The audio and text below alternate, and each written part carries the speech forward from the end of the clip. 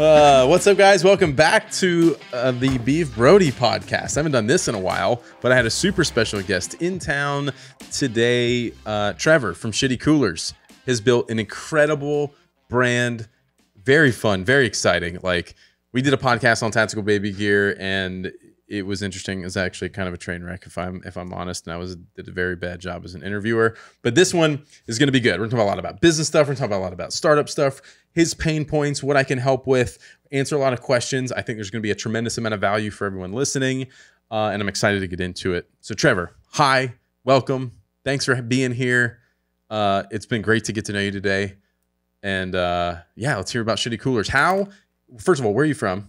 Michigan. I'm from southeast Michigan, just off the Detroit River, about 20 minutes from there. Got it. Yep. How in the world did you start a brand called Shitty Coolers and have such success with it? Yeah, I know it's an odd thing. So to start, literally, I went to a country festival, was there. Everybody had an overpriced cooler, or not everybody, but most people, bringing it in and out of their tent, in and out of their truck, locking it up, and I'm like, what the hell? Like, why are people doing this? Like, I'm just using my old cooler that I had in my family. Like, who gives a shit? Right. Anyway, I came home. My brother was home. He's a couple years younger than I am. He was like, hey, I bought a Yeti cooler, blah, blah, blah. Right when I got back, I'm like, dude, why the fuck do you need that? Right. And I took a Snapchat. I said, who needs a Yeti when you have a Shitty? And I literally wrote it on a napkin, taped it to an old cooler, and said, who needs a Yeti when you have a Shitty? And I put on my Snapchat. And from there, website. Now, when you did that, how did you, so you started selling stickers? Yes, that's how it started. I want to paint a picture for people, how easy it can get from idea to selling something and making some money. Yeah. There's also a difference between making money and making money. Right. Right. There's a lot of nuances that go into it, because I know, and I'm sure we're going to hear from you, there's been points throughout this journey where you're just spinning your wheels. You're like robbing Peter to pay. Like, yes, I'm selling stickers or this or that, but I'm putting so much energy into this other thing. And then I'm having to pay this and do that. And then it's all back out the door. And you're like, I'm not going anywhere with what I'm doing. I need to make some changes. I need to be profitable somehow, right, et cetera. So I want to paint a picture for people how you went from idea to selling your first product. Right. I think it comes with like having a passion for whatever it is, because to start, most likely it's going to be a fucking side gig. Like, Grinder. You are not going to just hop into something and be like, oh, let's go. This is what we do. We got the money. We got the products. Let's sell. Let's go. Like, it's a grind to start anything. Like, you need to have like an idea and be working on something else or making money elsewhere. And let me start too with, and let everybody know, this is still a side business for you per se. Like, you still have a full-time job doing something completely unrelated, which I'm shocked about. We'll get into that probably a little bit more, but it's still a side business for you, even with the amount of success that you've had, which is not nothing, by the way. Like, I hope you understand what, like, it's got absolutely, a good business. Right. Okay. Oh yeah. And I appreciate that. Like, it's like, I think from the start, what we did well was we tested the market slowly with products that we were like, okay, a sticker works. Like, a sticker is a very simple thing to make to sell something. Yeah. Like, so you went from idea to having a sticker made. Right. Who designed the sticker? You designed it? You had a friend design it? My youngest brother and my middle brother. So Austin and Luke, they both kind of like came up with the design and just had them what printed. Was the first sticker? It was like this? Nope. It was right here. This one. Okay. Wildly Wheat keeps beer warm. Like, and it was a simple. That was what we started it on. Keeps beer warm. Yeah. I didn't even sarcastic remark. You know what I mean? Like, it's just simple, but like, that's what it seems like. With a lot of the success you've had is, and this is something that we struggle with, is like good language and like copy, like ad copy, language, like selecting the right words to use in the right order to just nail it. Yeah. And that's hard to do. It is hard. Yeah. Like, people don't understand the nuances, especially in like Facebook ads or whatever. And I know you're passionate about that stuff too, so we'll get into that. Right. But like, I will sit with a Facebook ad or Instagram or anything, or making a post and digest it. If I move this word here, does it look better? Does it read better? Is it smoother? Is it easier to digest? If I do bullet points instead of a paragraph, if I change this word from this word to this word, all of that kind of thing. Right. And then you make a few of these little changes, and then suddenly you're like, oh my God, that's so much better. Yep. But it's like little tiny nuances that make the whole difference. Right. Yep. And so then, you guys have crushed it with that. Wildly Weak keeps beer warm. Like everyone else is trying to sell their cooler on being cold, and you're like, yeah, it's just opposite. Fucking hilarious. Anyways, just do the opposite of plays on the everybody whole else. brand name of Shitty Coolers. Got Right. it. So you make a sticker, you start selling it where? eBay. eBay we started on eBay. Actually, I think just before then, this was a small era of Shitty Coolers, but it was on Google Forms. If you know What the we hell? were selling on Google Forms. Because if you know, there was like a girls' clothing brand that was out at the time that was selling using Google Forms. And I was talking to somebody at work, and I was like, how do I sell? Like, how do I sell online? Like, what am I like? And they're like, oh, they use, I don't even know who the fuck it was selling out. They're like, oh, they use Google Forms. I was like, oh, I need to use Google Forms. Right. And then I It's used so that funny. for like a month. And Yeah, I was yeah. like, no, let's This do is a eBay. train wreck. Yeah. Yeah. And then Yeah. eBay, it would sell out. I think you have to have an inventory, and it eventually, like, you can't just keep reselling on eBay. I see. You It probably eventually- can now. Yeah. And it would just sell out. Like, I would put 10 in stock, sell out. And I'm like, well, shit. Relist Like, it, 10 more, whatever. yeah, like, I need something that's just, they can keep ordering. And that's when I called off work and just made a website. So you called off of work, called in sick one day or whatever. Yep. Okay, we can say that on this one, maybe. Yep. Absolutely. No, we're going for it. On this one. Yep. You call in sick, you spend the day building a website on Yep. what platform? It was Then- Weebly. 2017 Yep. on Weebly. I don't think I've ever used. I've heard of Weebly. I've never seen Weebly. I'm not very Compared to familiar with Shopify, it's brutal. it. Brutal. Well, we started tactical baby gear on Volusion. Do you remember I had no clue what Volusion? that is. No. Volusion and Shopify were like kind of the big competitors back in, at that time it was probably 2014. And I did a bunch of homework, and like it was kind of like you could go either way, but there were some perks about Volusion at the time that were better. And then Volusion never really innovated, and Shopify sort of just hit their stride, and they were innovating. They were doing new stuff. Their back end of the platform was like way nicer and cleaner and just like worked. And then we were like, shit, we should have gone with Shopify. We should have gone with Shopify. And then, so we started on the back end, like building a Shopify site. And it took probably 6 months or so to like build a new site on Shopify. And then we were so paranoid because at the time we thought we were the shit back then. We were doing like 50 grand a month. Right. And we were like, well, which was a lot of money then. You know what I mean? Like, yeah. It's still not nothing. Like anybody that's doing 50 grand a month is good for you. Like, that's great. Right. So anyways, we were like, if we switch websites, it's all going to come crashing down. We're going to go to zero, you know? Right. So it was a lot of the little nuances, like 301 redirects from product pages to make sure that old links that were on YouTube videos or on blog posts or whatever that were directing people to a product page from the old Volusion site now redirects to the new website, and it's not just a broken link for somebody. So it's like all these little things we're trying to figure out and think of, and making sure that, you know, the DNS records are pointing in the right direction for domains and yada yada yada. We made the switch, and we were like, held our breath. We were like, we're going out of business. Right.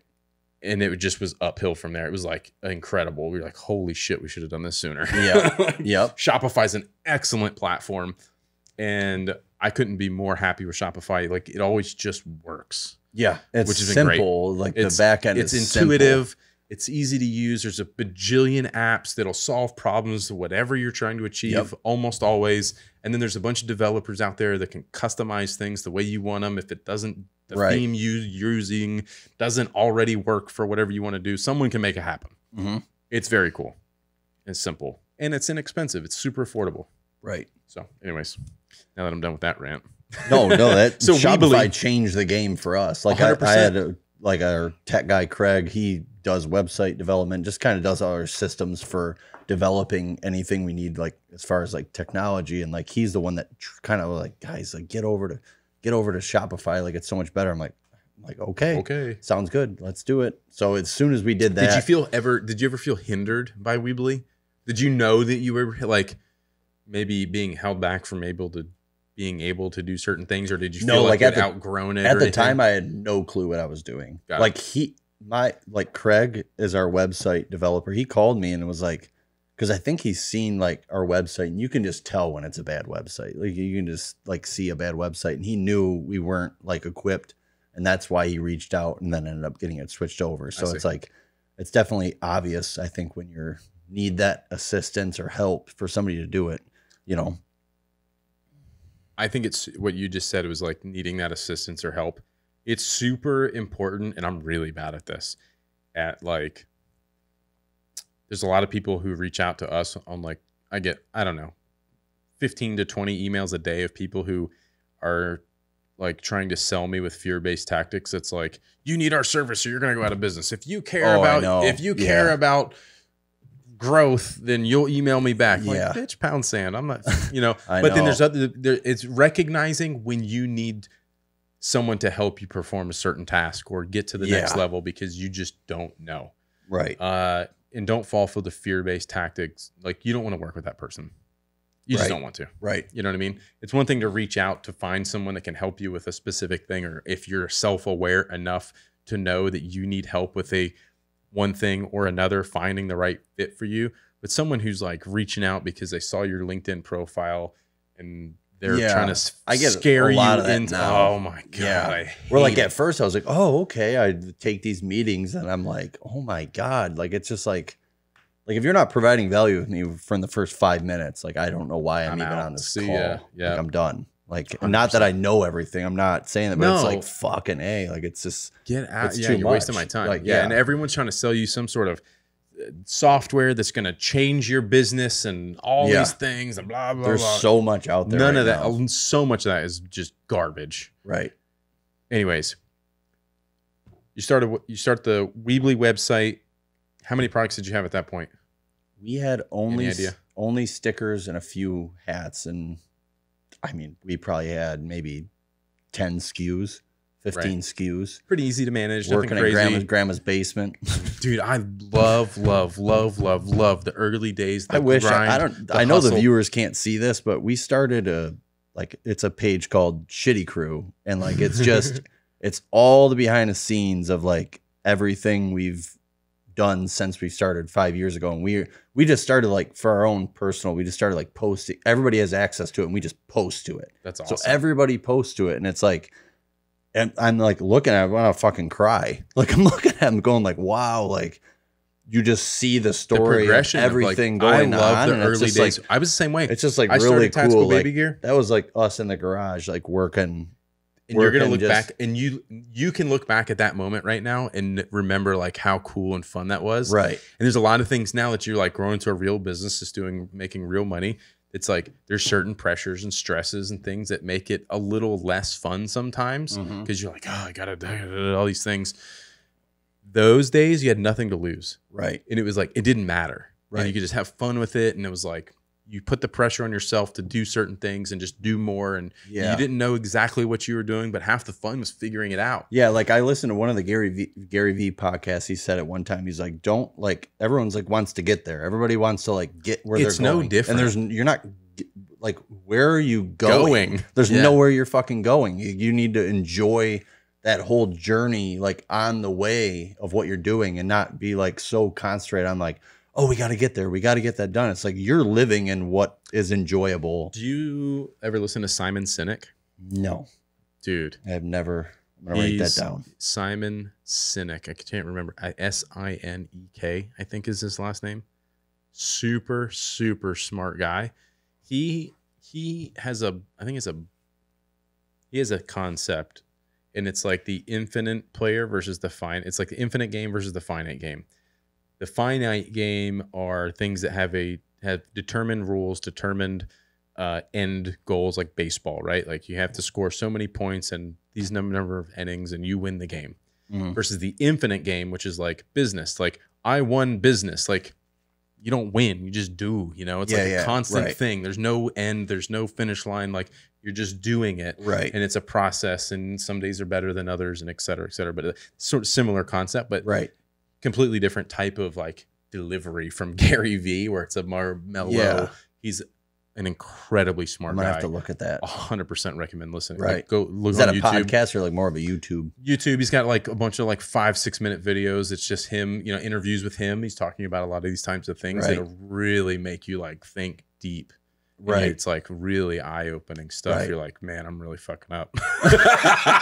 But those are the kinds of videos that I get Yeah. the most like out of. 'Cause you're Yeah. like, man, I'm really thinking about this wrong. Like I've got to change my mindset. Yeah, or I know. Whatever the case like, is. and I'll even go back on old podcasts like randomly, like just of whatever, and like even on the flight here, I like went back and listened to some of Kurt's podcasts, Kurt Right. Elster, and like Yeah. I was just like I just listened to him. I'm like, oh yeah, you just look through it through a different lens Yeah. than you did if you listened to it a year ago. Right. Like I know it sounds stupid to fucking re-listen to podcasts, but it's like I'm like, you know, if you just do it and look at it a different way and have that open mind, Yep. you're if you gonna have the willingness to learn, kind of Yeah. goes back to what I was saying Yep. before. The willingness to learn and the self-awareness to know when to ask for help or take help or whatever. You're like, oh, this guy really Yeah. knows his shit. yeah, And this will go into probably more conversation later about hiring our employees and things like right, that. But right. yeah, so let's continue the sort of a little bit of the story. We'll go off on these little tangents. I think have Mhm. a lot of value in them. But the you made the switch to Shopify. At that point, you guys were still doing your own fulfillment and all that kind of stuff. Yep. We were doing our own fulfillment until just before the pandemic hit. So we were doing it until March 2020 or April 2020. We were doing our own fulfillment. So within the last year-ish. That's a lot of orders you guys were filling. And you Yes. guys, everyone was like all hands on deck a lot of times. So it's like let's give everyone listening a little bit more context to how many people were in the company, who's doing what. We have about, I would say 8 people that are like some full-time, some part-time. And then we like outsource, like obviously fulfillment, Design stuff, website some stuff. design stuff. Yeah, like some websites, just like random things that we outsource. But yeah, we have about 8 people Right. right now. You have 3 brothers involved? Yep. And you guys have all been Well, involved? 2 plus me. So yeah, all 3 of The us. 3 of you. Okay. Right. And you guys have all been involved since day one, the 3 of you. Yeah. Yeah. It's interesting. My youngest brother was like pretty young when we started it, to where like, not discrediting him, he's like really knowledgeable of like photography and stuff, but it's funny to look back at the photos because it looks so young. Dude, He's matured so much. a lot happens from in those years. 16 to 20. He's going on 21, where it's like, oh my gosh, like, Yeah. it's crazy. Yeah. It's crazy to look at like where he was at. And he's the one doing all your content and all that stuff. yeah, and he's very good. awesome. Yes. He's really good. So just for everyone that's listening, like you guys have built this brand on content, like on Facebook, Instagram, Snapchat, like content, like good, funny, relatable, cool, live vicariously through shitty coolers, like just zero fucks. We're gonna do what we want, how we want, Right. say what we want, and we're gonna embrace it. And Right. it's like so awesome. And people have really latched onto that. Yeah, I think And you guys have grown and just built like such a community of hardcore, like, yeah, keep my beer warm.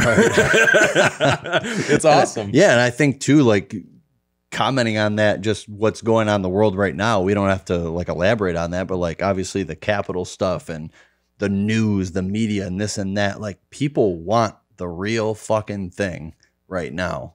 And like more than ever, they just want you to be authentic and be you and be who you are. And I think our brand kind of represents that For sure. aspect of it. Like, yeah, this is exactly who we are, and that we're not really going to change Right. who we are. Exactly. You There's know. a lot of people. It's like, sort of that like everyone sharing their highlight reels of all this stuff. And you guys Yes. are just like, yeah, we're in mom's basement. Like, fuck it. Right. Like it's that sort of like kind of brand message where we're just like, yep, this is what we're doing. Right. And I think it resonates a lot with people. And I think there's a bit of escapism that comes out of that, where it's like, it's not political. It's not this. It's not that. It's not controversial. Like, we're just here having fun. Right. Like, relax, lighten up. Yeah.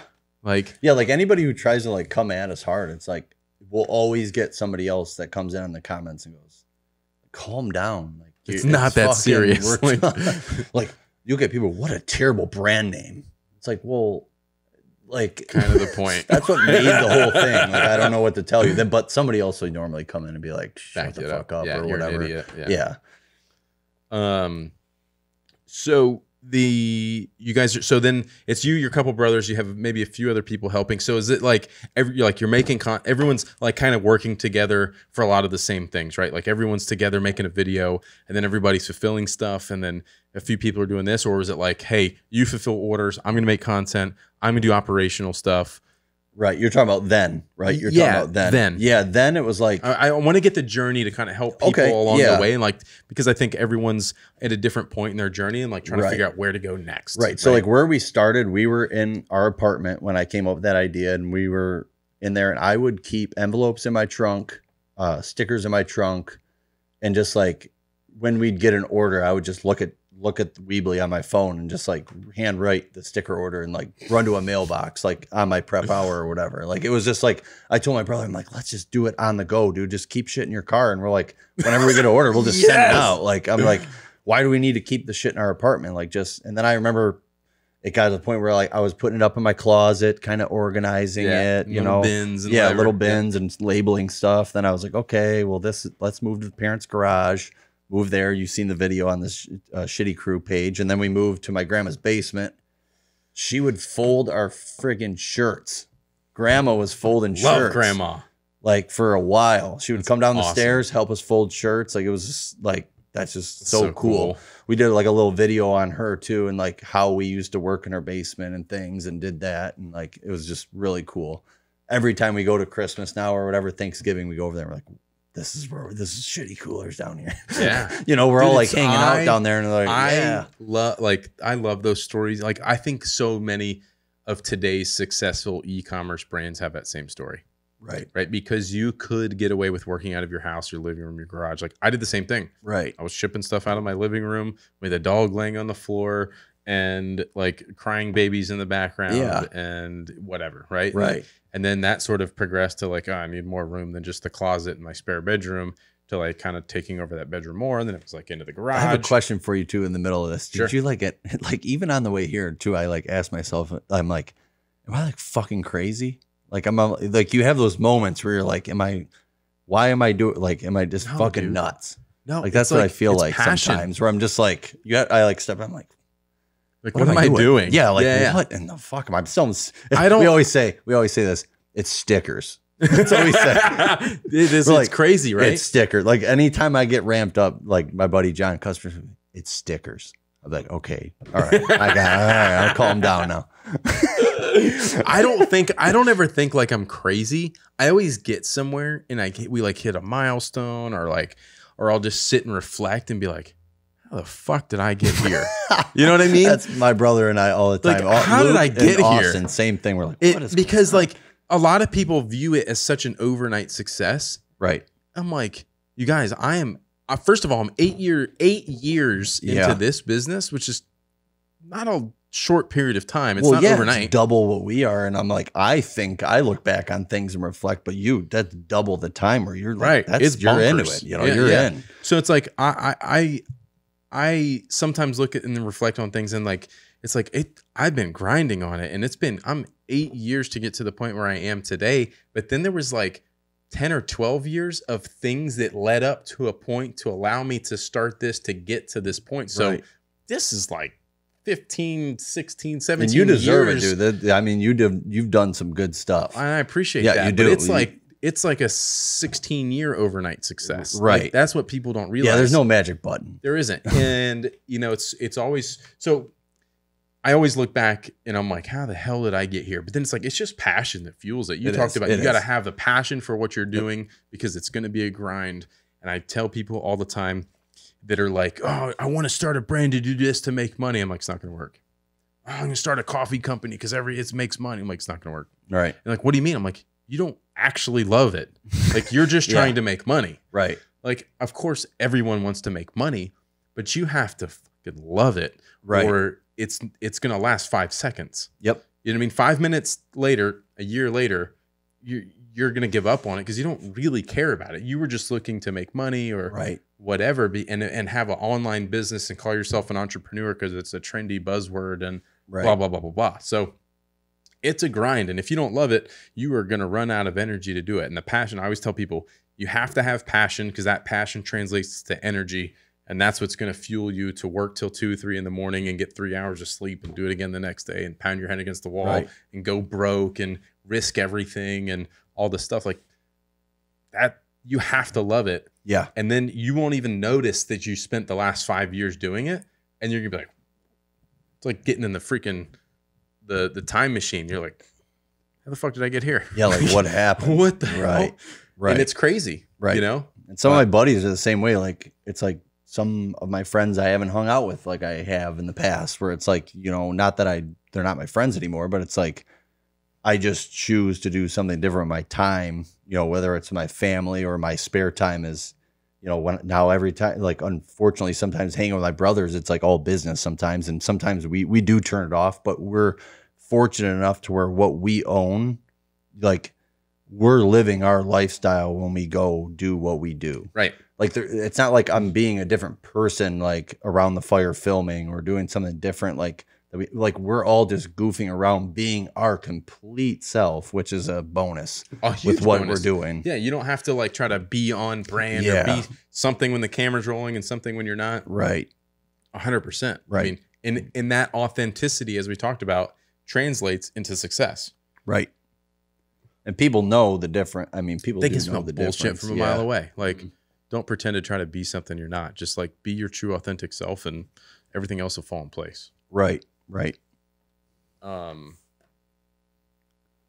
Did you find that there was I want to kind of hit fast forward so it doesn't take too long to kind of get to where we are today, but you know, you get Shopify, you bring fulfillment in kind of beginning of last year, just before the pandemic really hit. What has kind of transpired? What kind of growth have you seen in the past, 12 to 16 or 18 months? And is there any particular like milestones maybe that stick out in your mind, or like, man, this was game changer that we did this, or these are the pain points that we're hitting now. Where do we go from here? Well, I think like us doing the fulfillment center and getting that off our plate allowed us to scale up and down depending on like the seasonality of what we're doing. Like, obviously you pay per pick fee when people are picking the orders, picking and packing. Yep. So let me back up. Fulfillment centers, for anybody who's like super new to e-commerce and doesn't understand that world, you're paying a company to warehouse and ship your orders for you, so you don't have to. And they pay you. You pay them per order. So a lot of fulfillments, like most fulfillment centers, have a pretty similar price structure in the way. Like the pricing may vary on how much they're charging you, but it's usually like they're charging you per order, per line item, some variation of that. Some are charging. I've seen some charge like a percentage of order, like some weird stuff. But ultimately, it's like you're paying a couple bucks per order, to ship it for you, so you don't have to touch it. Right. And not warehouse it. Not that you have to do it, but it definitely, there's a point where you start to realize. There's a tipping point in trying to scale your business. Where you're like, it's cheaper and easier for me to pay someone else to do it than distract myself with it for that time, instead of focusing on finances or how am I going to develop a new product or whatever the case is.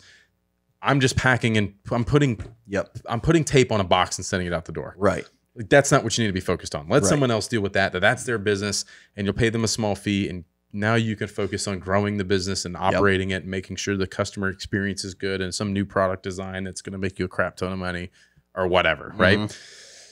And especially for us, the space was an issue, because like I noticed your guys' bags smush down.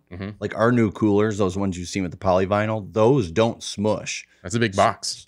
Yeah. So like for us, it's like, okay, well, all right, let's order 10,000 coolers or 5,000, whatever. It's like, where the hell are we going to put them? So you have to really start thinking in advance, like, all right, well, that like the more we scale, the more space we need. And like, how are we going to do that? And you become like, you're like, you know what? Like, let's just outsource it, up the price a little, and concentrate your focus on something else. It's exactly what we did. And now it's almost like we freed up our time with fulfillment. And now we're like, all right, what can we do different at this point, because we're not doing fulfillment and it's content. So now we got the Google team involved, which is obviously YouTube too. And then we started TikTok ads, Snapchat ads. So now we're starting to really push that content. And we also hired more, like another content person to edit content that we make.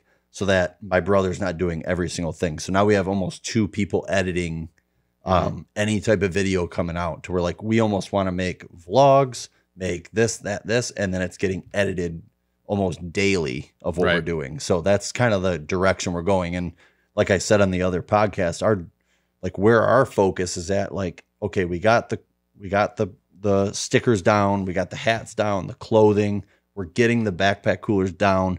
Now it's like, how can we be the humorous outdoor YouTube channel that, not that there's none out there, but how can we make it our own and do drinking hacks and this and that, and like really build that culture up on YouTube? Because I think YouTube, you know too, your daughters probably watch YouTube nonstop more than they watch regular TV. Yeah, I watch YouTube. Do they watch it on, like, do you have an Apple TV? Yeah. They probably watch it on the actual TV too, right? YouTube? Yes. Yep. So that's what I have. Yep. Right. And I'm in bed and I'm like, I don't want to watch anything on TV. I want to watch what I want to watch, and what I want to watch is on YouTube. Yeah. Like it's business stuff, or like some random Barstool thing or something I want to watch. Yeah, yeah. And that's where it's going. That's where everything is going. Just look at the kids and go, what are they doing? And go, all right, well, that's where it's going to be in 10 years. It starts with like, them. and I looked, it's funny because when I used to teach, or I still teach, but when I taught at the gen ed school, all of them would bring water bottles. Well, what do you think they were bringing into the gym for their cup or their water bottles? Yeti freaking cups. Yeti this. And I go, you know what's funny? Because in 10 years, they're going to be 15, 16 years old, and they're probably going to hear about Shitty Coolers, and they're going to get it because they've been using that Yeti cup for how long? Mm-hmm. It's like, that's like, or I'm already like thinking like, how do I plant the seed? Yeah. On Snapchat or TikTok in somebody who's 12, 13 years old now. Right. So when they're like going off to college, when they're 18 and they see like, Shitty. Oh my God, I used to use that Yeti cup. Like, yeah, that. I'm using this. I'm buying that backpack. Yeah. That's where like I'm already like trying to think that way, you know? Think in the future. I love that. Yeah. I love that. What were we talking about right before We're that? talking about like where we're going. I kind of caught it up to speed a little bit on where we're at now as far as like the fulfillment center. That's right. And getting into that content. You guys have become, this is going to be a good point. I think we're very parallel here, is where we treat our business like a media company. Right. You know, like we are in the same boat of like trying to just create content, be on as many platforms as we have the bandwidth for currently, which is why we're hiring 2 people right now. Same thing, like another graphic designer, another video editors, to keep these guys have a full-time job just keeping up with the website. Right. Like people don't realize how much effort goes into just keeping, like when you're constantly coming out with new products or refining things and updating this, like that means everything on the website has to change to reflect that. Right. Hang tags for the products, this. So like those guys are busy with just the website. So what I'm trying to do is split it into like paid media kind of team, which is like Facebook ads, like more highly produced, polished, pretty content, and the website that's like everything needs to be like really dialed in for whatever those types of things are, which is like Travis and Will and those guys, they crush it. But then I want like an organic content team that's like vlog stuff, high pay, like more organic content, more like less editing type stuff. More like, well, not less editing, but more like less polished, just getting like it out more there. real, raw, authentic. Right. Still edited because there needs to be pacing and things, and there's a lot of decisions made there. But like just keeping it moving. But it's stuff that can just be more like kind of that vlog content, that quick, just more organic style versus the highly polished. Yeah, because I think the organic style that does really well. Right. And that's what we battle with, because my brother is so like perfectionist. And I think we get it from my dad. My dad's a carpenter, works very hard, does very good work, perfect work, doesn't advertise a goddamn thing, and is literally busy all year round. And it's like, but he does it right. Like the first time, just does it good. And I think we all get that from him, where it's like that perfection, like, oh, look, like, let's do this right. It's like, and like, it's a blessing and a curse. It works against you sometimes. It's like 100%. And I tell my brother, I'm like, dude, just put it up there. That's me and Travis. He's laughing over there. We got Travis in the house. He's got his own mic. He's got his own camera angle now. What's up? And like, it's just a balance. Yeah. You know, it really is. It's hard. It's one of the hardest things that we deal with, for sure, because I don't want to put a photo out that's I think is crappy, or an edit out that I don't like. And Beav and I we do the same thing. It's like, oh, well, you know, just change this one frame, like edit this one or two frames sooner and it'll hit with the beat and it'll do this. And the music's not quite right. Or, hey, this level is a little off. Let's, you know, you sit there for 30 minutes nitpicking it and doing all these things. And it's like, nobody cares. Half the people are going to watch it with the sound off. Right. Like put just captions on it. So true. People are just looking at it on their phone while they're driving. They're not even watching half of it. Right. Who cares? Just put it out. Like, don't get the big camera out. Just film it with your phone and just post it. And it usually does better. And it's the most frustrating thing in the world because I don't want to do that. Gets pissed. Yeah. Like he'll get, you know, $5,000 camera out and the lights and all stuff. He's like, and it's like super nice. Yep. Lightroom, Photoshop, the whole nine. It's like dialed in. I'm like, hell yeah. Ready for print. Post it. Nobody gives a shit. Yep. Nothing. Right. That's crickets on Instagram. And I then know. quick snap. Like, oh, that's cool. Snap, post, 5,000 likes. You know what I mean? And you're like, what the? I know. Same thing with like YouTube. Like, and there's so much this is a good learning point. It's so unpredictable. The only thing you can do is just keep putting out content. Right. Because you can't do a plan for mix. it. Like just Do a mix of it. Do a little bit of this, a little bit of that, but just keep going and keep putting it out. Things are going to hit, things are not. And then the most important part is to retarget all those people on Facebook later that actually engage. that are actually looking at your shit. Yeah. Yeah. But like, I know. let's go into that. Let's go into the marketing side of things. So we've hit some content stuff. You guys have had big success with that. You continue to do that. Your content is driving the machine for you as it is for us. We used to do a lot of like, excuse me, I'm burping because I'm drinking beer. That's all right. It tasted like pizza. It's Friday. We used to do a lot of like, we think we're funny, like skit videos and stuff, which people seem to really enjoy back then. We used to do a lot of like just skits and funny stuff. And anytime I left the house and went somewhere, it was here locally or in Vegas, or someone would stop me, be like, "Oh, we love your videos," or so. You know, it was like always come comment to me about the videos, the videos. And then we quit doing it because we just didn't have the bandwidth for it. We were just like, everyone's like just trying to keep things moving, and then we're like, we don't have time for that. I want to get back to it. I think it kind of comes back to like hiring an organic content team to like just crank stuff. We started out. doing filming days. So every Wednesday or Wednesdays, we all come to my house in the garage. We get B-dubs for lunch. We all like drink, whatever, have fun all day, and we film all day. So like when we film all day, that film day, all day, we have it planned completely what we're doing. And then you already have the ideas out there. We already have the ideas. So you brainstorm. Everything. What does that process look like for you guys? How long, like, are you planning things a few days in advance? Yeah, a few days in advance. So like people are just taking notes along the way. Yep. You get there and you've got like a bunch of ideas. Yeah, and that's like our video guy, my brother Luke, will be like, hey, we're filming Wednesday. Like, what are we doing? Like, do we have an idea? Like, okay, I'll get to it. Like, we'll figure it out. Like, we started doing, and that's what we're doing all year this year. We're trying to do those film days and post every week and chop it up. But we do like fixing a cooler. We've done how to insulate your cooler lid with foam, like spray, just like foam. random shit. Yeah, like spray foam, just like random shit just to put shit out there. Something like, oh, how to put wheels in your cooler. We want to do that. Like just different things, beer tasting competition, like just anything, just to get that content going. Right. But yeah, that's what we're trying to do this year. So you guys are sort of batch filming stuff and then edit it throughout the week, put it out. Correct. Which like put us into that predicament where I was like, we need somebody else to edit because now we're just editing those. What about other shit that like I need for an email or anything else we need? Like who do we like? My brother's editing videos, so now we need somebody else doing graphics. Yeah, we just hired somebody like a 2-month contract just to figure out if if that's going to work or how we need to utilize them or whatever. Hiring people and surrounding yourself with people who are really good at their craft is the most important thing, and probably the best thing I've done is like finding someone who's better than me at whatever it is that I need done and trying to continue to replace myself with the things that I'm doing, but then sticking to the things that I love to do, that make me happy and continue to want to come to work every day. There's things that like if I'm like putting things off, things I don't want to do, I need to find someone else to do that. Right. You know what I mean? Someone that's really good at it, who's really passionate about it, who just wants to crush it with spreadsheets or whatever. I'm like, get me out of here. Like, find someone to do that. Right. And I think that's important for anybody to understand. So with that, what is your jam? Like, what do you absolutely love to do that you're doing in your business that you just get pumped about? I think being there when we're creating content and then like figuring out how to utilize it within like the Facebook ads and that, and like the whole culture aspect of what we're doing is what I really, really, really latch onto. And I've done it since the beginning. Like the culture has to be there.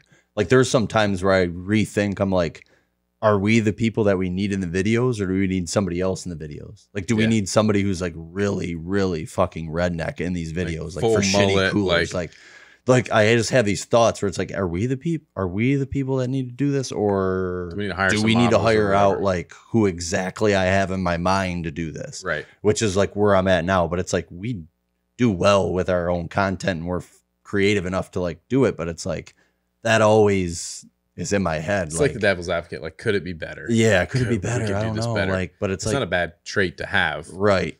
But it's like at some point you need to just be like, no, we just need to do that one thing. Like just do the one thing and go with it. Stop like thinking of different things to do.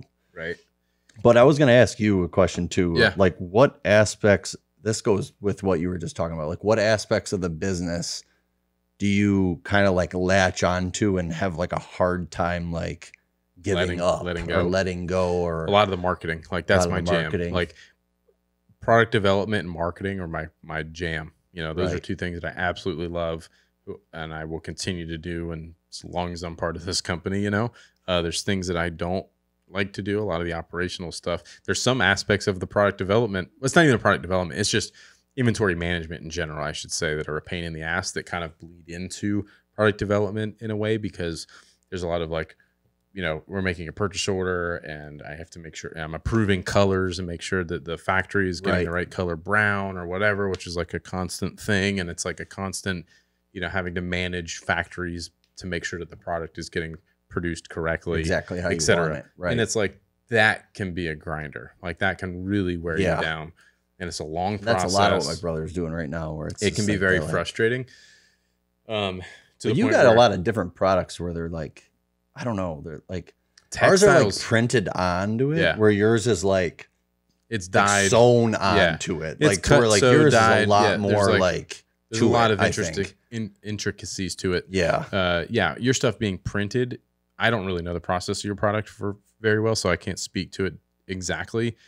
But the polyvinyl, like that cooler, for example, I imagine that fabric is getting, I don't know, it might be printed, I guess. A lot of stuff like that that's printed starts like white or something, and then it gets digitally printed. Right. So as long as the printer's calibrated, you're going to get the color you want. And I don't, normally they're not the same. Like those bags with like that spray effect, but they're not the same. Like those dots are wherever. Yeah, they're and then the shitty coolers is in the same spot, obviously. But yeah, but when you call out a specific blue or pink or orange or whatever, like that's the color you're going to get. Right. We're having to deal with factories dyeing stuff. So it's like, and then you have to be concerned about the temperature of that at the time, because that can affect the color. And there's a lot of like variables that go into it. And it's like real pain in the ass. Right. No, I can imagine. So did you guys start with, like, how did you guys start as far as financially? Like, did you get a loan funding? Like, how did that all? We bootstrapped it. Go. We're still bootstrapping it. Like same thing. So I started it by myself, and I made some of the early products, and I knew that wasn't going to last long because I was still running my custom car shop and like working crazy hours just to keep that going. And I had a lot of demand and people to make happy, blah, blah, blah.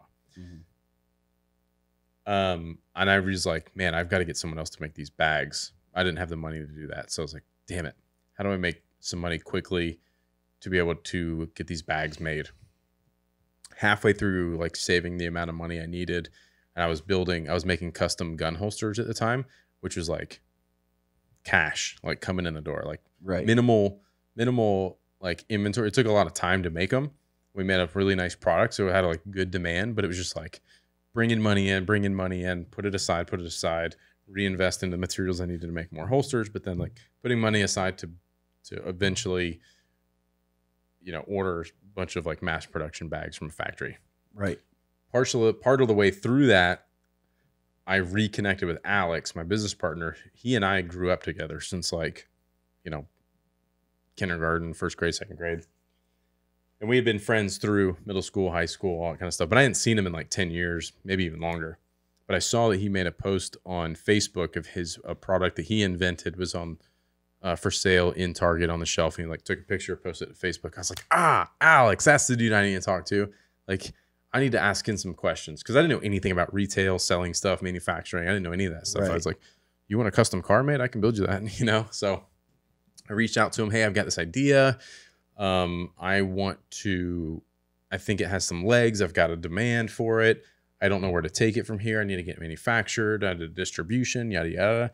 And he's like, oh, have you thought about this or that? Or like UPCs and barcodes. I'm like, oh shit. Like, right. Barcodes, of course. Like, right. So I didn't know, dude. Right. It's like you. It's like you're just figuring it out along the way. You're like, I don't know what I don't know, So I'm like a disaster, but it was just a side hustle at the time. It was just a girl's like do bags here and there and blah, blah, blah, whatever.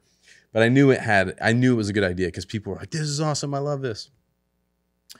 So ultimately that turned into a conversation that led down the path of him coming on as a partner. And in order for him to buy into the company, he had to bring some cash. Right. So that gave me the rest of the cash I needed to be able to go to a factory and say, hey, I need 500 of these made or whatever. Right.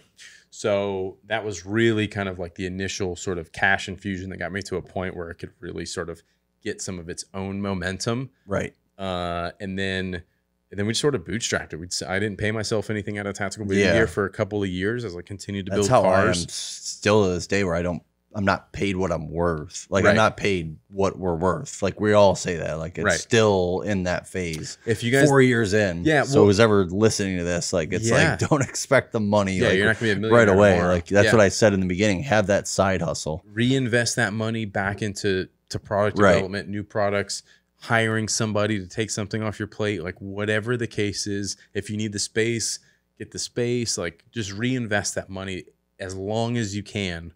If you need to take a few bucks here and there and whatever, like, but just don't be taking some fat salary just because. Like, take that money, reinvest it back into more product, hoping down the road, marketing dollars, whatever the case is, to keep growing it. And that's what we did.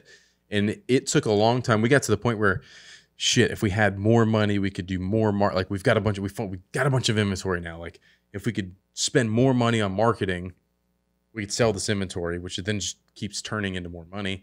So like, let's try to get a loan from the bank. And they're like, how long you been in business? Like, no, we're not talking to you. Like banks wouldn't talk to us. They're like, oh, e-commerce business. That's cute. Right. And like, again, this is back, like we started in 2013. So e-commerce was super new. It was like, that's just, you did it out of your house. Like that was the perception. Or like it was you drop shipping stuff and you're sitting on a beach making money. How cute is that? Like, that's not a real business. Those were the perceptions of e-commerce. Yeah, they're not going to give you money. Banks weren't. They were like, I'm not giving you money. Are you crazy? Until we started hitting some big numbers and had like a track record of it for several years of doing millions and millions of dollars. Right. And then they were like, oh, you guys have like a real business. And then it was like, well, yeah. And you're like, but it's so funny because no one professionally has ever like believed in Tactical Baby Gear. Right. Like aside from the customers, like I find that like so hard to believe. It's crazy. Like as soon as I see it, I'm like, just a light bulb went off. Like, of course that's genius, right? Great. Yeah, like that's gonna work. So many people, like our customers have been great, the community has been great, but like banks, other like talking about getting money. Like I asked aunts and uncles for money. I asked like, hey, can I borrow $100,000? Like I swear to God, I'll pay it back. And they're like, you know what I mean? Like, but that's what you do when and they're like, oh no, that's cute. Like, but they still don't get it. They still ask me like, hey, my car's got some squeaky brakes. You think you could look at them? Like, yeah, I don't work on cars anymore, And oh, like, you don't? And they're like, oh, really? What are you doing? I'm like, oh, remember the baby gear? And they're like, oh, you can do that full time now? I'm like, yeah, I know. Yeah. Like, but it's like, that's the, like, people just don't get it. And a lot of people just don't, they're like, oh, that's a cute idea. Let's see how long that lasts. Exactly what people do to us. It's crazy. But it's like the weirdest thing. Like, not that we're like where you're at, but like, it's like we're at a trade show. Like I said earlier, Walk by, the wife goes, "That's a cute idea." The same word, like cute idea. Like, what are you fucking talking about? Like, do you want to buy something or not? Like, what are you doing? Yeah, I know. Bam. Just like, but yeah, that like, but a lot people of that just don't believe me it's real. Yeah, a lot of that fuels me though. To be like, all right, well, I'll show you. Watch this. Hold my beer. Right. You know. Right. And it's like and it's not that I'm out to prove anybody wrong, but it's just gonna be like, it's just like okay, well, I'll show you. Yeah. Yeah. Like with your actions instead of like just talking. Like it's almost like you can't even have a conversation with some people like that. Like it's like, yeah, like, all right, yeah, I'll just do it. Exactly. You just have to do it to show them. So that's kind of, and then it wasn't until recently that banks would talk to us and give us a line of credit to invest more money into certain things, and we had to use, inventory as collateral or other assets as collateral, etc. But we've just bootstrapped it. Right. Yeah, we took a few. Thankfully, I have a business partner who's like a freak with money, and that's how. Right. I think that's like, we've had investors like reach out and be like, hey, like, let's have a conversation. We haven't gave up any of that yet. Like, we're still like, but like, we're at the point where it's like, all right, well, if we want to start making real coolers, like those cost a lot of money. More to make. There's more like, okay, we want a custom front on this cooler. It's metal. There's plastic molds. There's like these different things that we envision in our brain that like, we don't want to half-ass something and come out with it to where it's like, all right, do we need that money now? Is this the time? Like, we start asking us those questions where you don't know the direction to go where we're at, where it's like, okay, what do we need more money? Do we not? Like, we've taken 3 of those Shopify loans. Like, we were able to pay them all. Every time we do it, we just pay it back. Like, it's like, okay, pay it back. Those are great. And it's a great way while you're bootstrapping it and just like, it's easy. Shopify Capital. You got to be careful with them. I mean, depending on how profitable your business is, because a lot of those will take some money off the top. It's expensive. It is expensive. That's the last one we took was like $250,000, but they took $30,000. They took $30,000, like more you have to pay back. Yeah, you're borrowing $250, you're paying nearly $300 back. Yeah, it's like convenient. Like, it's certainly convenient. Where else are you going to get $250,000 tomorrow? Right. So it's like that definitely helps. Like grow. You just got to be really fucking smart with it. Right. Like, you can get in trouble with that quickly. If you're for sure. If you need that cash to pay bills, don't take it. Right. Right. If you want to use that cash for product development or marketing dollars or something else that you're not spending, that you can use your cash for other things. Right. That's cool. Don't take that cash because you need to pay a bill. Right.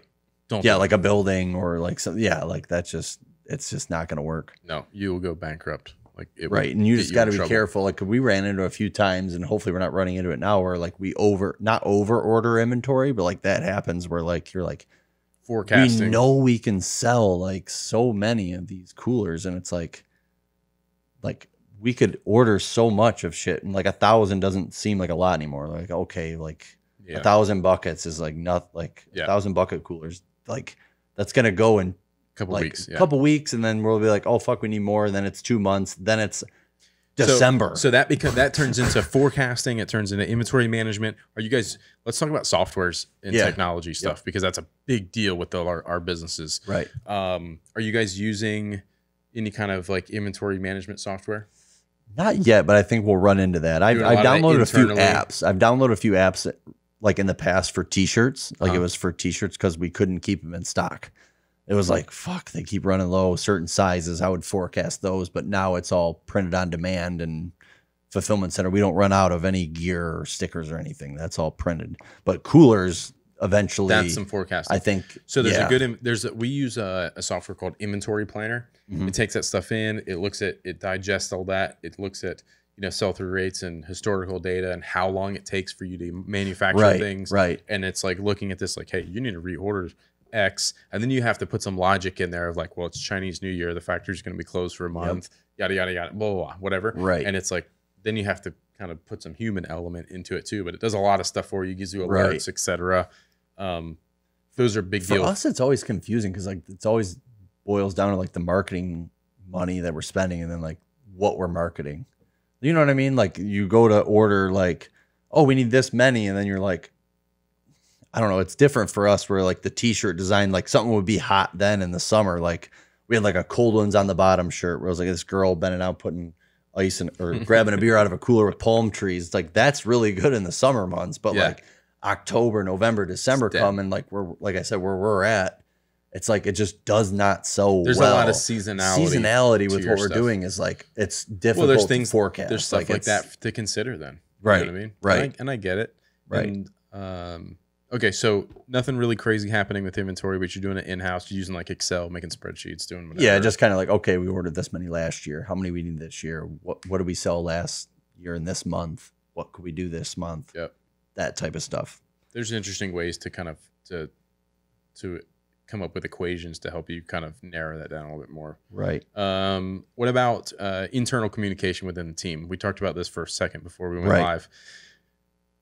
That was one of our biggest pain points, was like, as we hired more people and everyone sort of had their own preferred method of communication. Some people want to send an email, some people want to send a text. And then you have like conversations that are like started in an email that turned into a text, and then it's just like all over the place. Yeah. Then you're trying to dig for the information. What was the answer to this thing? And I need to do, when did I need to do that again? Right. When was that meeting? Da-da-da. What time? And then you're like, is it in this text? Is it in this email? Where was this? Da, da, da.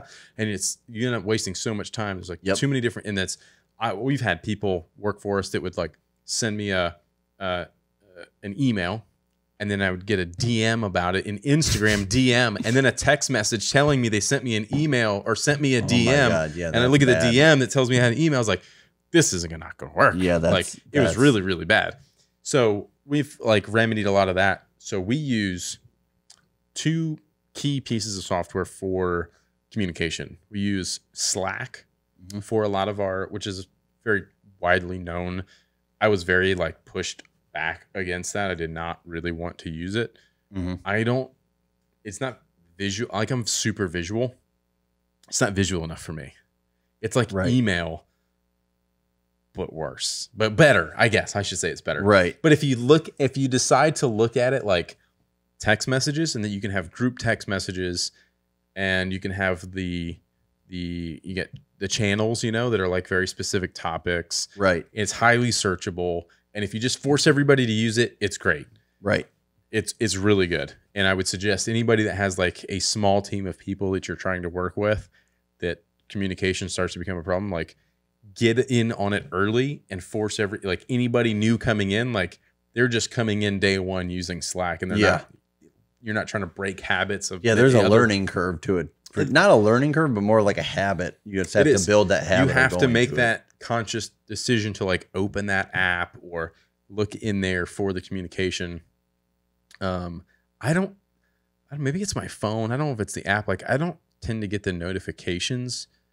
Like, you get like a text notification. It's like bing. You're like, I don't always get that in Slack. So it only happens sometimes. It seems that way. And I don't know if that's my phone. I think they ding mine all the time. I think it does. But like, I'll go all day and then I'll like, oh, I haven't even checked Slack today. That's the thing. Sometimes I I just overlook it. Yeah, because you're like, you still have to check your email, because there's other people kind of communicate externally with you that you're communicating with.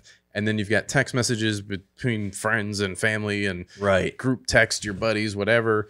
And then all of a sudden you get to the end of the day, like, fuck, I never even opened Slack. Yep. That happens with us. We're like, all of a sudden we won't answer. Then like, I'll get a text of a question. Then then I'll go back to Slack and be like, oh shit. You're like, oh, I'm an asshole. Like, oh, sorry. All right. So I didn't see that. Yeah. Well, what's nice about it though is you can bring in people from outside your organization, other people that have Slack. You can plumb that into it too. So, like, we've got people from our factories in there. So if you have like defect issues or whatever, so like there's communication in there. I need to think about that. I need to talk to Austin about that, with getting them into Slack and seeing if they do that. Because I do it with the ad agency and just some different things. But yeah, having them overseas on that might help. Yeah, I think it would be good, because you can put pictures in there and have threads and replies to certain things, which has been beneficial. It's way better than email in terms of that, I think, because it's like you can reply to a certain thing and it starts its own thread, and then below that it's like the next topic, and you can reply to that. So it's not like you're trying to, like, how it is trying to dig through an email chain. It's like a nightmare. You're like scrolling and scrolling. It's all over the place. And then we use Trello. Are you familiar with Trello? I use Trello every day. Yeah. So we're big on Trello with all our project management and moving the boards around and the cards and all that stuff. So do you use I gotta pee. I gotta pee. Yeah, man. go for it. We'll keep that thought. Okay. All right. Trello. All right, Miro. Miro, yeah, I think that's how you spell it, but they changed the name once. But it's more of like a, in school they used to do like brain mapping, where it was like you have one thing in the center and you can like branch out things and make ideas. It does that very well, and I used it for like visualizing Facebook funnels in my head, because I had these ideas of like, who watched this many seconds, who am I retargeting, how am I gonna like map this out of who I'm targeting, and it does a good job of that. Like, interesting. Oh, cold audience on the top, and then I'm gonna like map it out and be like, all right, they watched this for 10 plus seconds on this side, or oh, they didn't watch it at all, I'm gonna retarget them with this, or they watched the whole thing, I'm gonna hit them with a deal. So it's like flow charts kind of. Yeah, and it like really helps you like think through ideas. What is your, if you don't mind sharing, what is your like typical marketing strategy look like?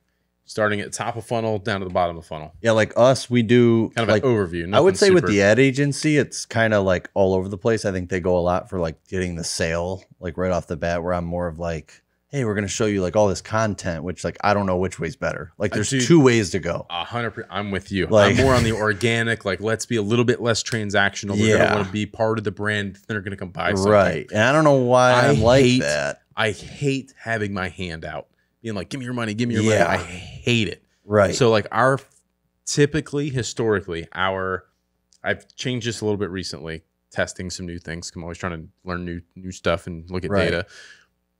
Top of funnel is just like engagement. Let's show them some cool video, something fun, something that's going to get them engaged, watching a video, liking it, sharing it. So let's get them engaged. Right. Let's judge whether they're interested or not in a non-transactional, way less expensive way to reach somebody. Yeah. Just let them view it. Engagement. Right. Versus a conversion.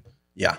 It's like way cheaper. You get a shit ton of people, fill that funnel up, and then filter it out from there. Right. Yep. And that's a lot of like the ad agency. They do a lot of like, oh, we're going to like go for the sale right away, do for conversions. I can see like the positives of that, but like, I'm more like, let's just get, like you said, let's just get people into the pixel. Let's get people adding to cart, which is a big one. Like, and let's retarget them adding to cart, like those types of thing. One thing that worked for us very well is instant experience ads. I don't know if you use those, where you have the picture up top and then you can put the products below, or a video or whatever. Yeah, that's good, because it's like a little bit of combo of both. You can put a video of like us in Grandma's basement doing our thing. They can still shop. And then they can be like, oh, wow, they sell this too? Like, all right, let's buy that. So it's like, we've had mixed results in it. And when I first tested that, it was like tanked. It was shit. It was like, this sucks. I'm not doing this again. Right. And then, 6 months later, I'm like, all right, let's try it again. They've got they've changed it up. There's some new, features of their experience thing. You can do different stuff. Now let's try it again. Right. Oh, wow, this is working pretty good now. And then it kind of starts to quit not performing. So it's same with like carousel ads. Like there was a time where like they crushed it, carousels. Really? Like you could swipe through and look at all these different products, and then they just weren't doing anything anymore. And I was like, all right, well, I'm going to quit using those. Right. And then I was like, so you do a lot of the you do Facebook ads? I do all of Facebook, Instagram, that stuff. Yep. That's awesome. That's my jam. I absolutely love that stuff. Then, man. Yeah. I nerd out over that stuff. Right. So yeah, I listened to a lot of podcasts, and I did some training. I don't know if you've heard of, he's not in our, like, he almost sells courses, but have you heard of Sam Ovens before? No. He sells a lot of like how to make a course, to sell a course to somebody. Interesting. But I worked with Craig, our like tech guy. I always call him tech guy. He does everything technology for us. But he bought the course. I went in on it with him, and I just went fast forward right to the Facebook stuff. And he knows his shit on Facebook stuff. It's insane. Like just like the amount you can get out of that. I think it was like probably 9-10 hours of just like training, and it's like in depth of how Facebook works, and then explaining how everything goes. So like I suggest what's his name looking again? at Sam Ovens. Yeah, and like I said, you got to take it with a grain of salt, because he's showing you how to sell a course. Yeah. But like if you just kind of like switch your brain and go, how can I utilize this? Like 100%. Like very good. Like we scaled pretty fast during the pandemic with using some of the strategies that he had. And like I said, I was doing it. Yeah. For like now the ad agency's doing it, and I'm like, I'm still running my shit beside them. Like their shit's going and my stuff's going. I got it. So I can kind of like gauge where I'm at. Right. So we'll see. Have you, when they took over, did you see any difference in revenue?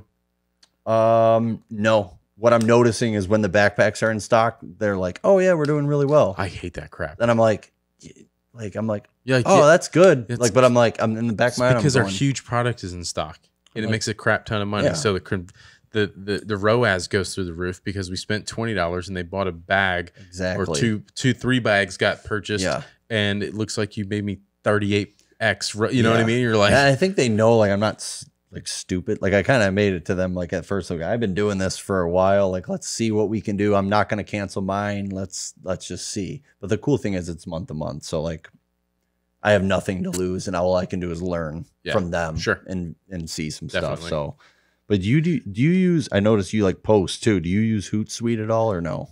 we've tried it in the past. I not a big fan. No. Yeah, I've like just like I go to like do it, and then I'm like, nah. It just feels weird, right? Yeah. And I've heard interesting stories about like, you know, you get less engagement if you post through a third party thing. I've heard that too. And like, I don't know how much that's true, but then Facebook created the Creator Studio, I think it was called, or something, where Not you sure. could it was basically to replace Hootsuite. Like it was just a Oh, direct really? competitor. Oh wow, They- I should look into that. Then. Yeah, so you can like plan all your posts and schedule all that stuff. Facebook, Instagram, right inside Facebook now, so it's native. I need to look into that. Then I didn't know that existed. So I think it's called Creator Studio, if I'm not mistaken, something Okay. along those lines. But Facebook doesn't natively now, Right. and I just didn't like it. I wasn't using it. There was a previous employee who was using it to manage a lot of our Instagram and Facebook posts, and I don't think he was really a big fan of it either. Right. I'm more of a fan of like being native in the platform, using it, because when you're not in those platforms every day, we talked about this with comments earlier too, when we were eating lunch and using Gorgeous to filter through comments and tagging things and stuff. But like when I'm replying to people's comments, like, and it's, you know, me or Jade or whatever, like I want to be in Instagram replying, and I want to make sure I'm spending a lot of time in those platforms, because a lot of times you'll start missing new features and stuff if you're not in it. I want to really, really understand Right. how the platform is being used on a day-to-day basis, Right. because it changes a lot. It does. Like Quickly. Instagram Reels is another thing I was going to ask. Do you use that at all? We haven't really, I haven't dabbled really in messed that with either. it much, but I've heard like our friend, I don't know if you've heard of it, Dano's Seasoning. Have you heard of Dano's? No. We met him at a trade show one time. The pandemic hit.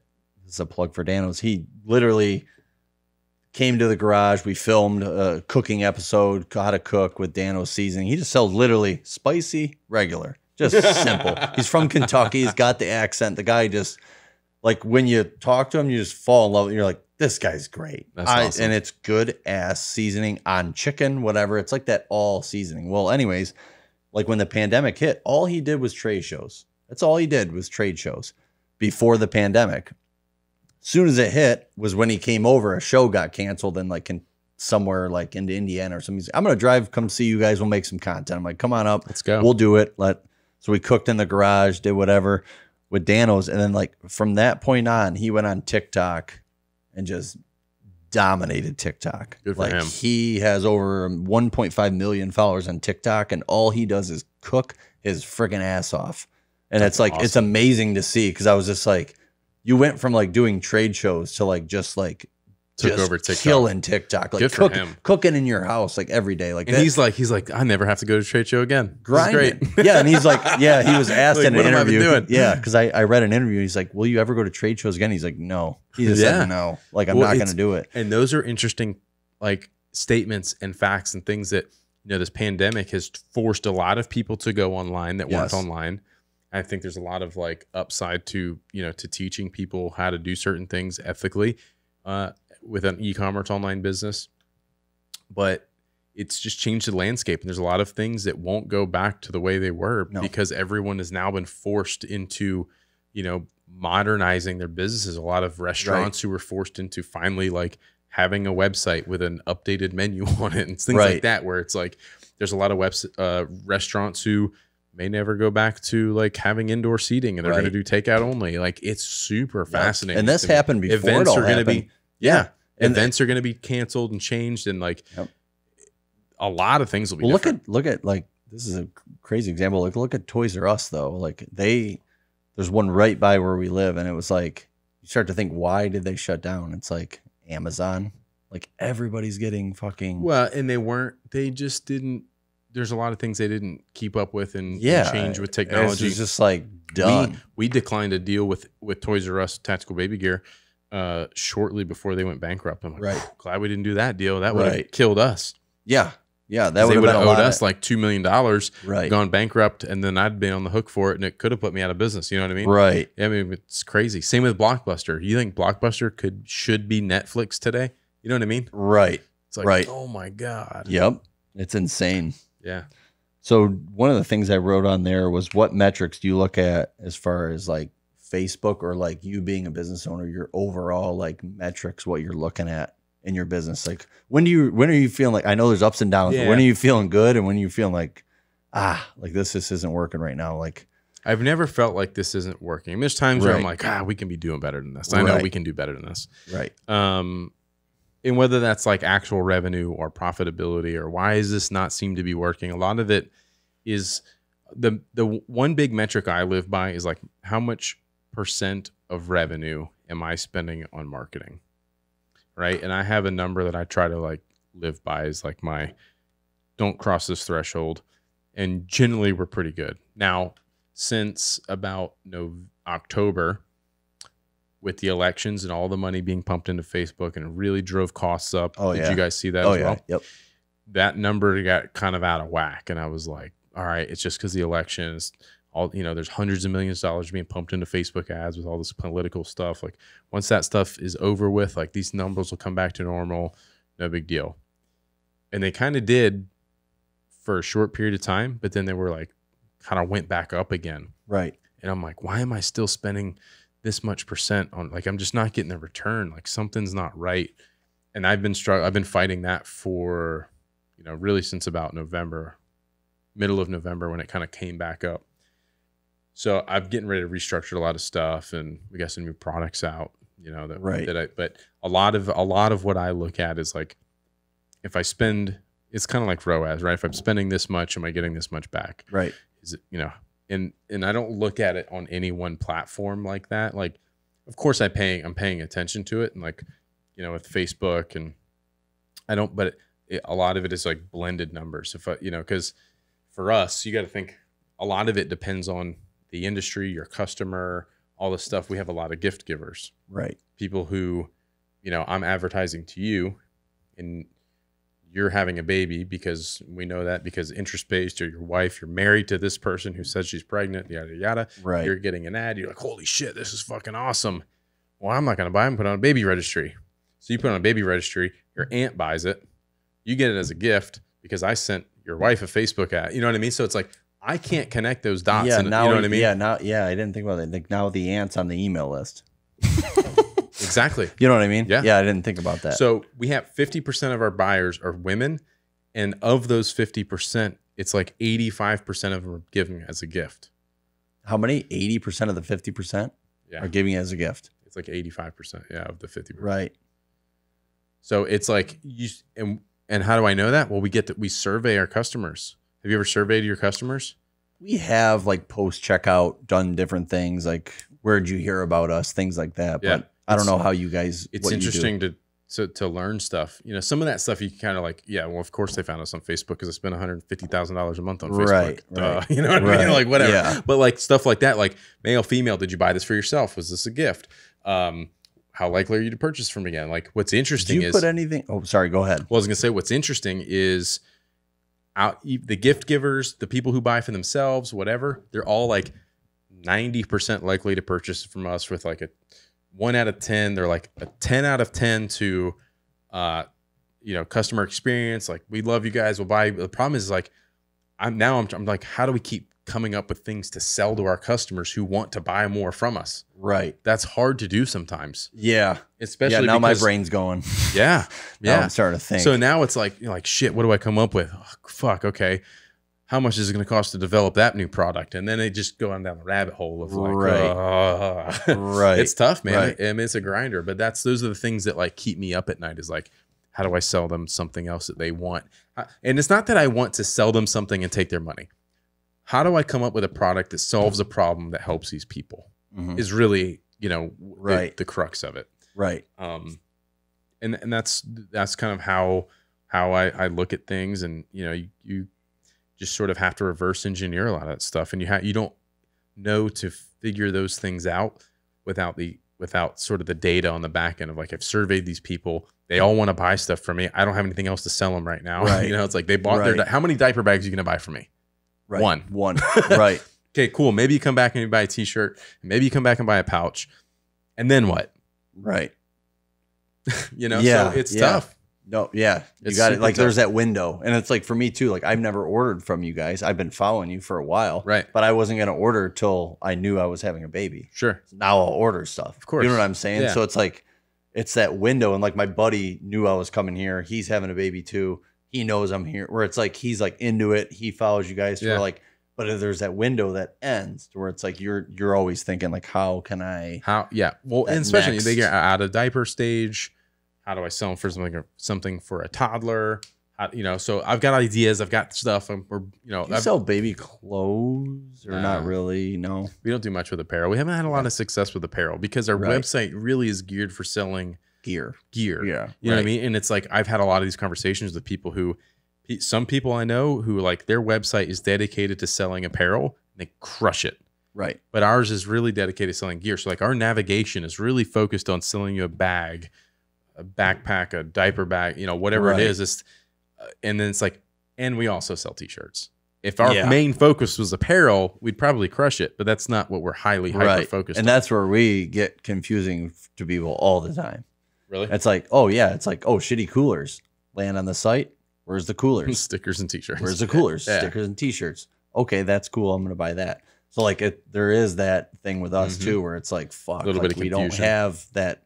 Yeah, confused. But the good thing with you guys too is there's always going to be somebody in that demographic to target. We've got all the time. You're always going to have those new people, new customers coming all in the time, and that's how. Like I always try to tell my brothers and like our team, like everybody who's coming to the site is mainly new. They're 80% new all the time. I was just going to ask, us. do you know that metric? You Yeah, it's have like 20% 80% repeat? new people every day. Yeah. Like, if it's 10,000 people on the site in a day, 2,000 of them are return. Right. Yeah, it's like that's. How many of your customers make more than one purchase? Do you know? I think it's like 20-something percent, 22%, I think. That's pretty good. Yeah, where it's like, but like, I don't think we have the stuff in place yet to get them to make that second. Yeah. Like, I think, but that second and third and fourth purchase are the most important ones because that's where you become super profitable because you've already spent $15, $20, $30 to acquire that customer. Right. And then you sold them one thing. Right. You don't have anything else to sell them. Like, how do I sell them a little bit more to make that what it cost me $30 to acquire this customer? Like, right. Like I'm hoping like, they come in, they either buy this for $15 or they buy one sticker for $5 and leave. But now you're on my email list. Right. Now you're in it.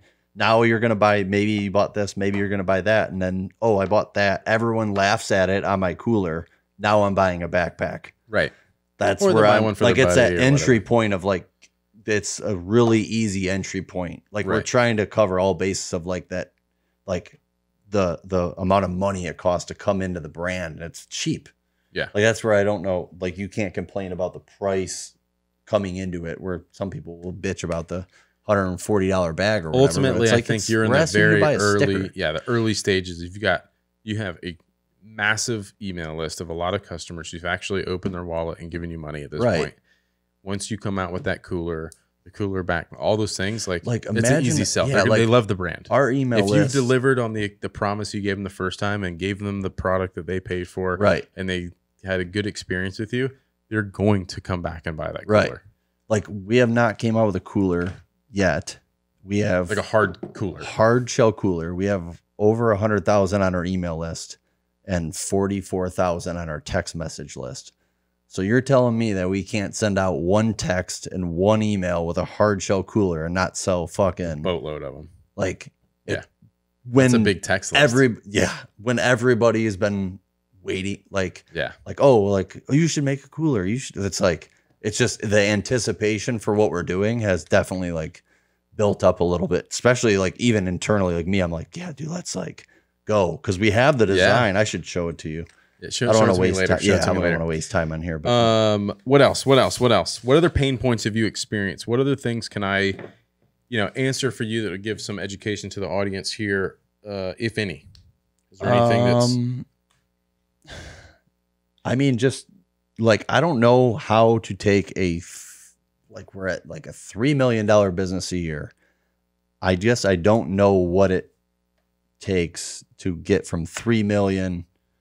I feel like there's a difference between going from 1 million in sales to 3, and then there's a fucking big difference from going to 3 to 5 10 or whatever. or 6 to 10ish. Sure. And I guess I'm asking you like what does that take? Like what to be aware of? Is it just inventory or is it? It's more of everything, really. Right. It's just like more foundation. You just need like a bigger foundation to put a bigger building. Like you're still building a building. It has all the same components, but it's going to be bigger. So you just need more of it, right? So you're going to need more people. You're going to need to like your office, like everyone's working remotely and all that kind of stuff. Yep. Like I think you have to bring a lot of that in-house to get everyone collaborating and stuff. I think Travis could probably speak to that. Like there's no way in hell we could do what we do with everyone working remotely. Right. No shot. Right. Customer service guys could work remotely, but they're an integral part of like our feedback loop of what customers are saying, all this kind of stuff. Like we could have those meetings remotely if we needed to, but like the content marketing team needs to all be together. Right. Yeah, I agree. Like me being here and being around you guys and like just seeing everything, like we were doing it at one point, but then the pandemic hit, we all kind of split ways. And I think it taught us different things. I think it was a learning experience. I'll take it as that, like just us being away from each other. And sometimes, us in an office with my brothers, we get distracted. You do get distracted when you have all this going on, which I see the benefit to working alone. But I also, like you said, you gotta bring it in. Well, and part of that too is like those distractions. We've had those where it's like I had to start really scheduling like, oh, you want to talk to me about something? It's going to be like 11 o'clock. Yes. That just happened for us. Like I would say that like, these random text messages are just popping in the office and you want to talk about whatever you're doing. Like I've got my own things to think about. You're going to have to wait until I'm done with whatever I'm doing. And it sounds like an asshole things to say, but those are the necessary steps to put in place to like grow and to scale. Right. So just more infrastructure, technology, software, like inventory management is going to be a big thing for you scaling up to you're not going to go from 3 to million this year to 10 million next year, but you can go from 3 to 5 or 3 to 6 easily. Right. And I've told people a lot that it's like, the infrastructure you need to put in place to go from like nothing to $1 million. Like you can do $1 million as a one-man show. Oh yeah, for sure. Like when I first started, I was like, no way, no I would shot. Never known. Now you're like, oh, I could, and I don't want this to I don't want to oversimplify it and make it sound easy, but if I had to start tomorrow with a new brand, knowing what I know now, right? Let's say that with the education I have, like I could start a business tomorrow that'll do $1 million this year. Right. I feel very confident in that. Right. But to get from that like $1 to $3 million is like another step. Right. Yeah. And we just did that. You're step. there. You're there. The infrastructure you need. And then it changes again from like that 3 to 5, 3 to 6. And then it go from like 6 to 10 is a whole nother animal. Right. So you're in this step of like that 3 to 5, 3 to 6. And like, you're just going to need probably one or two, like full-time customer service, the scale that you're at. Me like, full-time. You full-time. Yeah. Oh, right. Yeah. Me. I know. You full-time customer service to answer those emails. Where's my tracking number? This didn't ship. I'm missing this sticker. Like who's dealing with that stuff right now? Yeah. We have my buddy, John. He's full-time customer service. That's all he's doing? That's all he's doing. Perfect. At home. Right. When you cross that threshold, there's going to be a point where you might start feeling like you need a second one of those. Right. The volume is just percentages, numbers, especially with the volume of packages that USPS in particular is screwing up. Right. You're just going to need another person. Right. The the fulfillment center, you got that squared away. Inventory management, we just went over that. And then just spending more money on marketing. Yeah. Like if you're getting the returns, just spend more money. If you have the inventory, spend more money. Yeah, that's the balance right now. That's the balance. That's and where I we think got a lot stuck. of it goes. I had on here too pre-orders. I think with us that might be like you said. I don't know if you're for it, against it. It's like for us, it might be help us a little bit, but like I don't know if it's like a long-term thing to stick to. It's you know, it's a tricky one. Right. I'm not saying don't do it, but I think when you say pre-order, how far in advance are you talking about pre-order? Like 2 months, which is a while. It's a long time. Like Right. Travis, have we ever done a pre-order that's more than like 2 weeks? Uh, I don't think Not so. really. I mean, the Cruiser, we did a pre-order, maybe 2 to 3 weeks 3 out, weeks. and that was like a year of it being out of stock, anticipated. Right. I mean, that was huge. When we did it, it was super successful. Right. We're glad we did it, but like I would be we careful with 2 months. I think the Yeah. potential for a negative customer experience that far out is high. Right. They're going to start, where's my cooler At at? the And then most a month, probably. Yeah. at the most. Yeah. I mean, you So- guys have a solid brand, so people are really into it. And I think if you launch something, They're going to buy especially it. to second purchasers, like they're going to buy it. That wouldn't be the problem. But yeah, if a first time purchaser that doesn't have experience with you, doesn't have the trust with Right. you, that's where it can be an issue. Right. No, that makes sense. That's a good point. Let me ask you this too. The reason to pre-sell it, is that to get the cash to help fund it? Yeah, it's basically to get the cash because we're out so much cash, like from what we kind of dumped into it. Like I said, we ordered 4 times the amount of inventory that we sold, last year. The pandemic hit. That's, and it that's the was game like you play.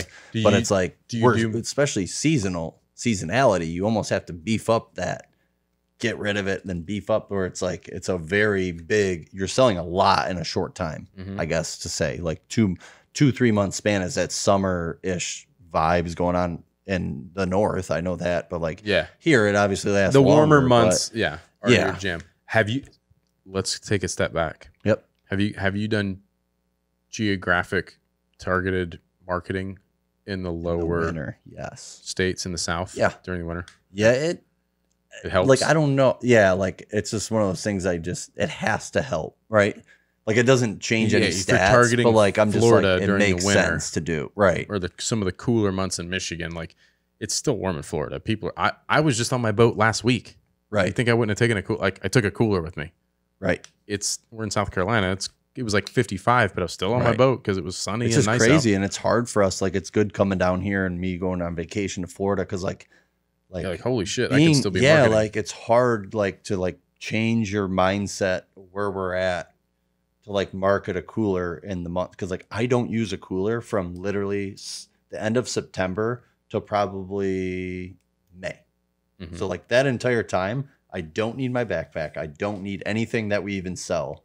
And then all of a sudden you're gonna like, oh, it's summer. I'm gonna bust it out. That's how it is. I know, and and it's that's hard. that's you imposing your own situation on other people. Yes, which it's hard because I just went to Florida and I was like, it just opens your mind up again. Like every time I come down here, I'm like, oh, we need to still be doing that. Yeah. Still make beach I think you ads, have still do this. you know? year-round content in the South. Right. And well, you were talking about ice fishing. Mm. 100%, you could have like some comical, like Right. image of somebody ice fishing with this cooler next to them. Maybe there's fish in the shitty cooler, right? Right. Like, Yeah, and they're boom. just on the ice, or like we have a stickers based around ice fishing. Yeah, we talked about doing that too, where it's like we did do winter coats this year, more beanies, and tried to like do some that. winter stuff. Yeah. Yeah, just some like winter. We have like almost like Carhartt jackets. They're really nice to wear, like if it's freaking freezing. But yeah, in the summer we'll obviously do tanks and that shit. But like, yeah, it's the seasonality. We're still figuring it out. Yeah. Like I don't know if we've fully have done it yet. Yeah. You know. You know what's funny is like I look back and I know where you're at, and it's like, dude, you're having so much fun right now. Like, don't stress out about it. Like, this should be like the fun stuff. And I have the same conversations with people who are like who hundreds of millions of dollars a year in business. And I'm like, hey, what do you got in? And he's like, what are you so stressed about? He's like, this is like the fun time. And I'm like, Right. what are you talking about? And Yeah. they're like, like having these scenarios with them, and they're like, what's the like? either way, you're making a shit ton of money. Like Right. if you do this, you make a shit ton of money. If you do that, you make a shit ton of money. Right. Like, what are you so stressed about? I know. Like, have I fun stress with all it. the time, man. And I'm like, yeah, you're right. I know. I stress all the time. And then all of a sudden my brothers and I will talk and it's like, we haven't bought anything that we haven't sold. Like we've sold everything we've ever bought. Yeah. There's not one thing that we have been like, oh man, That was a flop. that yeah. sucked. Everything we've gotten rid of. Yeah. So let me take it back to this. So Yep. the pre-selling thing, you need that to help fund the coolers. Two things. One, can you do it with your own cash? Can you afford to do the coolers with your own cash? We've already ordered enough to where like it's like, okay, now we need to not order enough and save some cash just to make it, just to have it. You know what I Okay. mean? Like we ordered plenty of stuff to get us to that 6 million mark. You know what I'm saying? Got it. Like Okay. I don't want to scale like past that. Yeah, you it gotta be scares careful. me a You little gotta bit. be careful. Yeah. It scares me. I because don't want to scale too You fast. don't want to have negative customer experiences and all these things. Like slow and steady wins the race. Yes. It's just like we talked about. It's the game. Like you're trying to win tomorrow. Like what are you winning? What are you trying to win tomorrow? Like Right. I get it. You want to grow the business, but like it'll be cool. Slow down. Slow and steady. Right. It's a marathon, not a sprint, right? So Right. at any rate, I think that's smart. So you have enough inventory coming to support that growth. Yeah, to support a 6 million or plus. Yeah. So then I wouldn't pre-order it unless you just really need that cash. And Right. on the flip side, do you have available funds in like credit to use if you needed to, lines of credit Yeah, we have cards? credit. Yeah, we have that. I wouldn't do a pre-order Right. until that stuff is like inbound, like in the country on a truck. It's going to be here next week Then you just or do whatever, it. and then just start pulling that cash and just get ahead of the orders. Now the problem with that is going to be the fulfillment center. Will they be able to keep up with that demand? But if you So pre-order quickly. it, Right. because what's going to happen is you're going to have a backlog of like 500-600 orders, and then they're going to come in stock. The fulfillment center is going to receive it and be like, shit, now we got to send out 600 of these things like yesterday. Right. That's a lot on them. But if the customer knows that it's pre-ordered and it's going to be delayed shipping until whatever between this week, Right. whatever, they send out a couple hundred this day, because the same time you need to be fulfilling the orders that are coming in on a day-to-day basis. You can't push those off. So Right. you just got to be careful with it, and you Yeah. need to let them know, like, here's the priority: the orders for the day, and then as many coolers as possible. The Right. orders for the day, as many coolers as possible. Do you have issues with your fulfillment center at all? Dude, our Like, fulfillment center is fucking awesome. is it Kenny is the man. I hope just he's pick listening and to pack, this. right? Yep. Just pick and pack. That's They don't it. do digital printing anything. No? No. So all your shirts, you just order those in. Yeah, They- Nine have Line them. Apparel does all of our t-shirts, Right. and they're in Savannah, Georgia. So they're just like 45 minutes from here. Right. Are you familiar with Nine Line? I've heard of it before. It sounds really familiar. They're a bigger company, but they do all our manufacturing of our shirts. So they manufacture them, they send to the fulfillment center, and so we stock all of our inventory. We don't do any on demand. Right. Yeah, it's a Any of little that. bit pricey. That's the only downfall to it. What on demand? On demand. Yeah, it's not as profitable. Right. Yeah, for us it's like $12 a shirt, which is like double anything else. But It like should be like 8. yeah. Yeah. But like just the amount we're able to scale when a shirt hits and you're just able to just blow Yeah. it out of the You don't water have with to ads. pre-purchase inventory. Yeah. You're just like, let And it we rip. kept telling ourselves, we're not a t-shirt company. We're not a sticker company. We're a cooler company. Like save that cash for the coolers. Well, You know, this like, here's what's order funny. those. This is the stepping stone to what's going to actually make you a shit ton of money. Exactly. Like just like when I had to make holsters to get cash to buy the diaper bags, it wasn't because I was trying to be a holster company. It's because I wanted to be a diaper bag company. You know what I Right. mean? And like, Yeah. that was a whole separate business to get cash, but it's a very similar concept. It's the Yes. t-shirts and stickers are a stepping stone to get you to where you want to be. Exactly And you were, right. like, you're just getting started. Exactly. Which is why I wanted to talk to you, because like you're in the bag game, Yeah. the bag pack game, the similar, Yeah. similar same game. realm. you Yeah, know. for sure. Anything else? I think I'm good. Cool. Dude, thank you so much. Appreciate you, Guys, man. thanks for Thank you. listening. I really, really hope that you learned something out of that, got some inspiration out of that. I think there was some great stuff in there. I have to say, you being 8 years in, you still got the fire, man. So Dude, keep it I going, because love I'm this pumped. shit. Just coming here, like just seeing you pumped, I'm pumped now. Good. I'm glad. I'm glad. You're inspiring me. Guys, thanks for listening. It was good to be back on this podcast. Make sure you subscribe, like, what did I say? Subscribe, like, leave like, your follow. Leave a follow, review. reviews, 5 stars. ratings. Tell me how much you love me. Just kidding. I'll see you guys in the next episode. Peace.